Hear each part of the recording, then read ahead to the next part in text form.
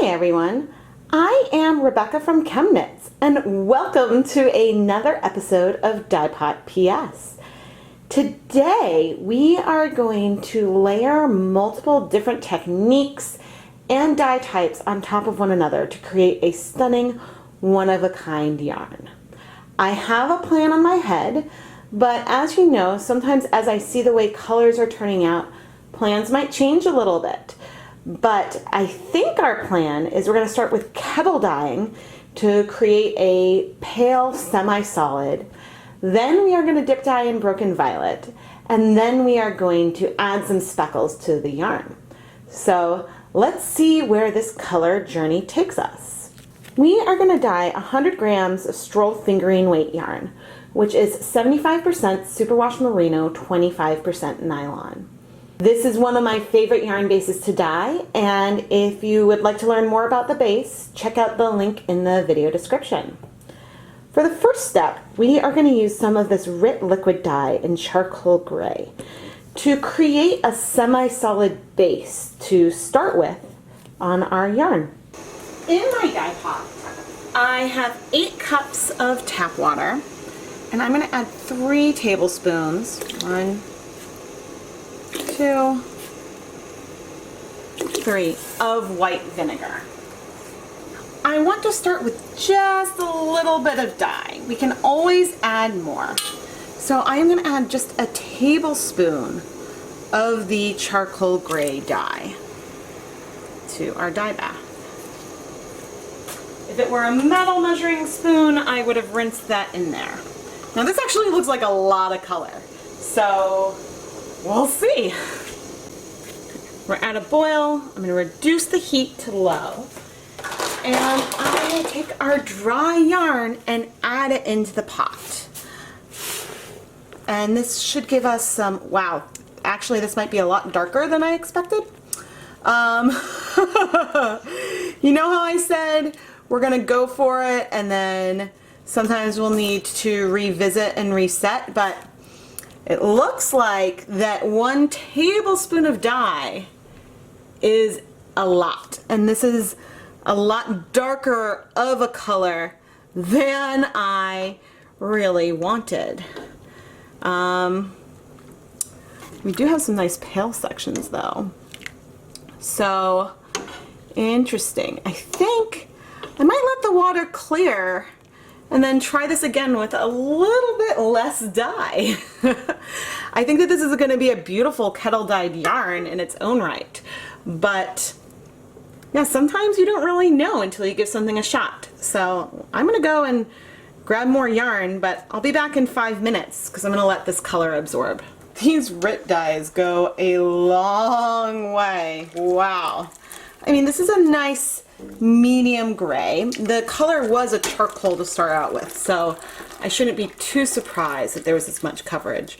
But I was hoping for something a bit paler. I think that we can still layer more color on top of this, but let's see what we get from round 2, where I use a fraction of the amount of dye. Alright, so that one had 1 tablespoon of dye, which was 15 milliliters. This time, I'm going to add 1/2 teaspoon of dye, which is only 2.5 milliliters. So, it's a lot less dye this time around.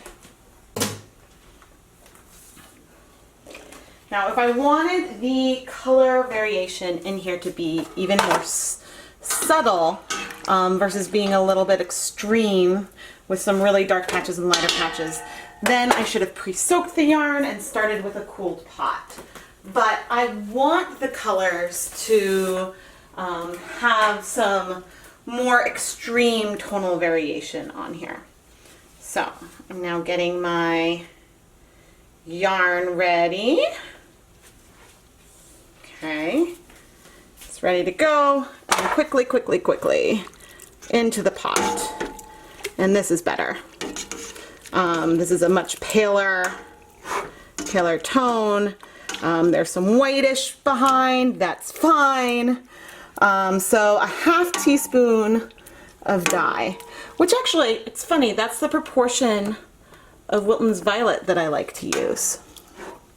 Yeah, and you can see that, you know, we're at really low heat, but basically all that color has been sucked up already. So, I mean, I could leave this a little longer, but I think I might just go ahead and remove it right now.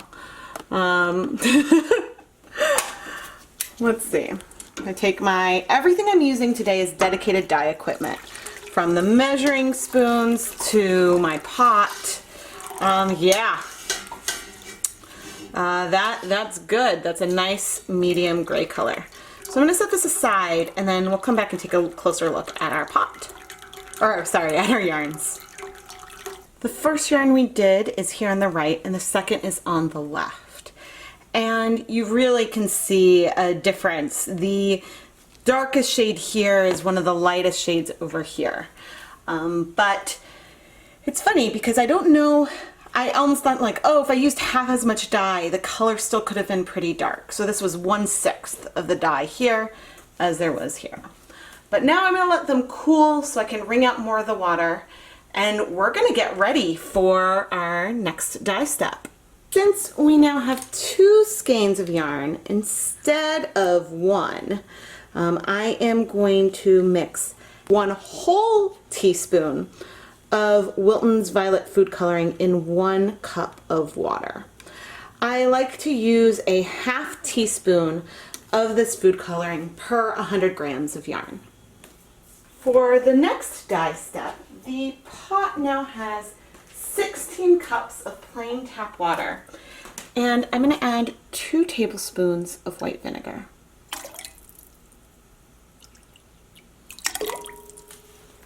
Our yarn has cooled off so I can comfortably handle it. And now that this pot is hot again, I'm going to add the food coloring that we mixed, stir it up, and immediately start dip dyeing. This way none of our red number 3s will crash, well, less of it will crash out of solution. Stir it up. You can already see some of the pinks going around the edge. And let's dip dye. Now it is possible, since we've already got some color on the yarn, that the Wilton's Violet will absorb slower than what I am used to. But it's hard to say for sure, and it's also harder for me to know when I'm hitting my blues that I usually like to save for the end. But it looks like, if I look at the water there, okay, that looks pretty blue. Add it in. There we go. I may have missed some of the brightness of the blues, but there's definitely just the blue left. So now I am going to let this sit sort of in the pot. Sometimes, but not always, sometimes we might need to add a little more vinegar, but we'll keep an eye on it. I do like to move stuff around. You can see that there's some blue in there to help things absorb, but I am going to let this sit for, I think, 5 minutes, and we'll come back and check on it. Alright, it has been 5 minutes, and yeah, we have absorbed all of that color. I'm going to turn off the heat, and we can remove the yarn. I think that the final blues that I got are a little more muted than what I can normally achieve. Now, part of this is the gray. Part of it is that I don't think I added the yarn to the pot as quickly as I normally do when breaking Wilton's Violet food coloring. And the gray made it actually a little harder to see some of that color. But I am gonna let these cool. I'm gonna let these cool, and I'm gonna set these aside, let them cool, and then we'll take a closer look at what it looks like. And I wanted to point out that around the edge you can see the tiny bit of a halo from where some of the red number 3s had crashed out. If I had waited longer between adding the dye and adding the yarn. And I'm not talking about seconds, I'm talking about a couple minutes. We might have started to see some of that film up onto the top and maybe a greater section of that color around the outside. Here are the 2 skeins of yarn that we've done so far. First we kettle dyed them with some of the Rit Gray, and then we dip dyed them into some Wilton's Violet to break that on top. And it's cool looking. We have some of the pale blue-gray, I think on both, but this, it's not quite black, but it's approaching black where we mixed some of that gray and purple. The skein where we used less of the gray to begin with has more light patches on it, but yeah, I think that they're really, really beautiful. Here's my conundrum. I wanted to do a 3rd color layer on top of the yarn. However, I'm not sure if I was to use grape KoolAid at this point, if it would show up very well. I mean, I could over dye this pale blue, but it's not a lot of area for a lot of speckles. And I wonder if it would just feel a little lost. So, all right, upon reflection, I am going to consider this darker skein done. We added 2 different layers of color, and it's beautiful. I am going to go ahead and attempt to add a few speckles to this area on the paler skein.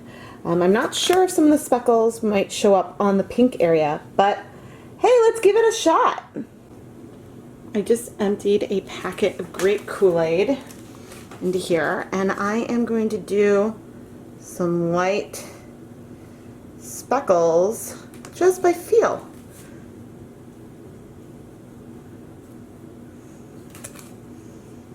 And slowly, you might see them come up. Actually, I'm not sure if you can see them at all. I can see them. I'm trying some on like the darker section, and I'm not sure. It takes some time because if you look at it, the powder itself is really pale, but the grape color has a little bit more of a punch to it. Let me zoom in a little more for you. So it's really, really subtle, but like down here you can see some of the little specks. I think it's a little too subtle for some of the other areas on here, but let me spread this out more. And now my fingers are a little damp, but we'll go for it. And I'm just using my fingers and lightly sprinkling the powder onto the yarn. And it's sort of like, I mean, each little piece of powder, I mean, look at the color on my fingers. Each little piece of powder slowly, well, it quickly strikes when it dissolves, but these speckles are the teeniest and the tiniest little guys.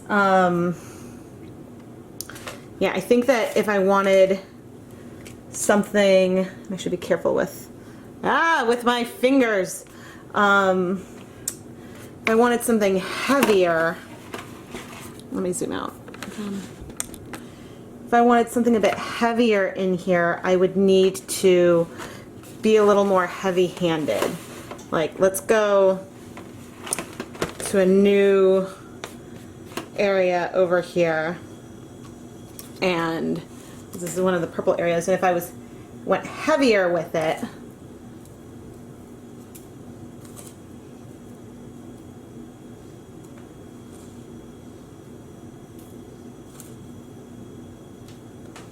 okay, this time I went a little bit heavier.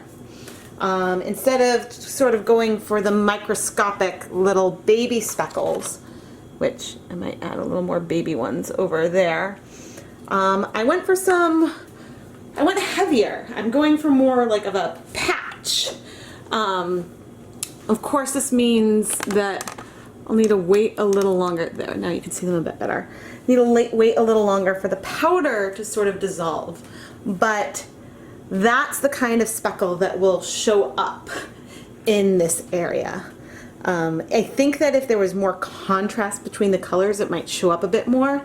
But of all of the food coloring colors, the purple is sort of the deepest. And let's see if I can flip this and sort of spread this so I can do this again without getting my fingers too much in it. Whoops, going a little too light in some places. Because I don't really quite want to go all over, but flipped it again, and let's go for some more of these heavy, well, that wasn't super heavy. Let's do some heavy ones in this lighter area too. And that was a real heavy one. I think the heavier ones penetrate through more layers too.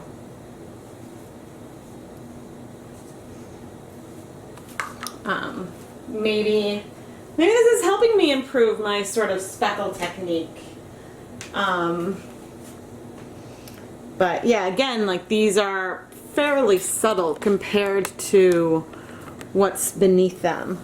But yeah, I kind of like where that's headed. Sort of flipping. I know that's moving things a bit, but I'm going for it, guys. Oh, no, heavy, Rebecca, heavy.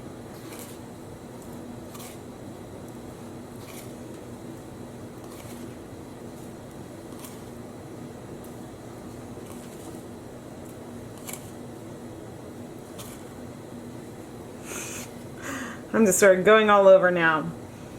All right, I'm gonna call it. I've probably used around half of a packet of KoolAid, and sort of all over. I'm gonna let this sit, let things dissolve as I heat up my steamer basket, and then we are gonna steam this and see what we got. These speckles are a bit louder. I'm still a fan of the super teeny micro speckles, but I think this has a bit more of a punch. Not all of my little patchies have dissolved completely, but I am going to go ahead and plop this, you can see that's still a little dry, into my steamer basket and let the magic happen. And so I'm going to let this steam for 20 minutes. And we've got some nice damp powder left behind. As we are steaming, I would like to give a huge shout out to all of the ChemKnits fiber patrons. You'll see some of their names going across the screen, and I would just like to give you a huge thank you for making videos like this possible by being a patron of ChemKnits. Patrons can get early access to new dyeing videos each month, behind the scenes sneak peeks, shout outs, advance notice of when a ChemKnits Creations shop restock is going to happen, and more. To learn more, check out the ChemKnits Patreon. You can find the link both in the video description and the iCard. Alright, the 20 minutes are up, and let's take out our yarn. So it looks like being heavy-handed is the, ooh, that's hot, is the way to go.